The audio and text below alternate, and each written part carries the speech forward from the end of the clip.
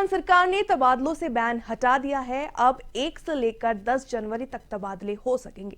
नए साल से पहले राज्य सरकार ने बड़ा तोहफा दिया है सरकारी कर्मचारियों को, लेकिन शिक्षा विभाग को छोड़कर सभी विभागों में ये तबादले होंगे।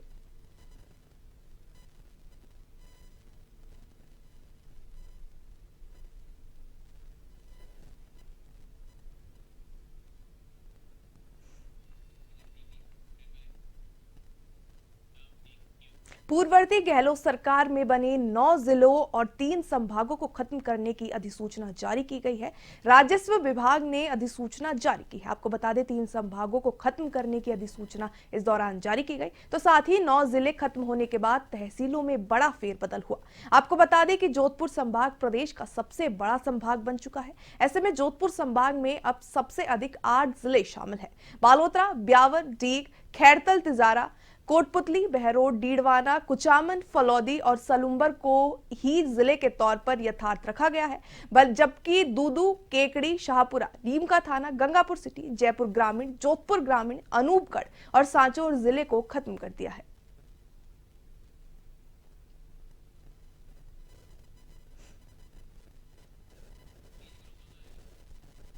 देखिए किस तरीके से भजनलाल सरकार का ये बड़ा एक्शन, पिछली गहलोत सरकार ने जो नए जिले और नए संभागों को बनाया था, उसको उनमें से 9 जिलों और 3 संभागों को निरस्त कर दिया गया है और साथ ही अधिसूचना भी जारी कर दी गई है। ऐसे में पक्ष और विपक्ष में आरोप प्रत्यारोप का दौर लगातार जारी है, लेकिन अधिसूचना जब जारी हुई उसके बाद में जोधपुर संभाग प्रदेश का सबसे बड़ा संभाग बन चुका है। और बात करें तो इसमें जयपुर ग्रामीण जो राजधानी के क्षेत्र के अंदर आता है, उस जिले को भी निरस्त कर दिया गया है। वहीं जोधपुर ग्रामीण भी निरस्त किया गया है।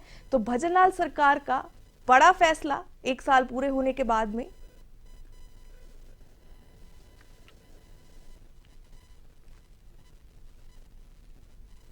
नौ जिलों और 3 संभागों को निरस्त करने की अधिसूचना जारी की गई। राजस्व विभाग की ओर से अधिसूचना जारी की गई, जिसमें 9 जिलों और साथ ही 3 संभागों को निरस्त किया गया। गहलोत सरकार ने चलिए इस खबर पर ज्यादा जानकारी के लिए हमारे वरिष्ठ संवाददाता रमेश पुरोहित हमारे साथ जुड़ चुके हैं। रमेश जी, भजनलाल सरकार का बेहद अहम फैसला, 9 जिलों और 3 संभागों को निरस्त किया गया है, साथ ही अधिसूचना भी जारी कर दी गई है। जी प्रगति, बिल्कुल सही कह रही हैं आप कि जो भारतीय जनता पार्टी की जो भजनलाल सरकार है, इसने जिलों को लेकर के जो फैसला किया है वह बहुत दूरगामी फैसला और राजनीतिक फैसला है। सबसे बड़ी बात है यह एक ऐसा है कि अशोक गहलोत सरकार जब जाने वाली थी, मतलब 5 साल का जो कार्यकाल था, उस दौरान उन्होंने जिस तरह से जिलों को बनाया, संभागों को बनाया, वह राजनीतिक गलियारों में चर्चा का विषय रहा कि यह सरकार जाते जाते इस तरह से अगर कोई फैसले ले रही है तो भारतीय जनता पार्टी उन दिनों में भी, उस समय भी जो है ये अपना एक एजेंडा बनाया था, कह रखा था कि जब ये भारतीय जनता पार्टी की जब सरकार बनेगी तो हम जो है अशोक गहलोत के फैसलों का जो है वापस से परीक्षण करेंगे और अगर वो विजिबिलिटी हुई, अगर वो तार्किक हुआ तो उनको फैसलों को कंटिन्यू करेंगे। तो उन सारे फैसलों में एक ये भी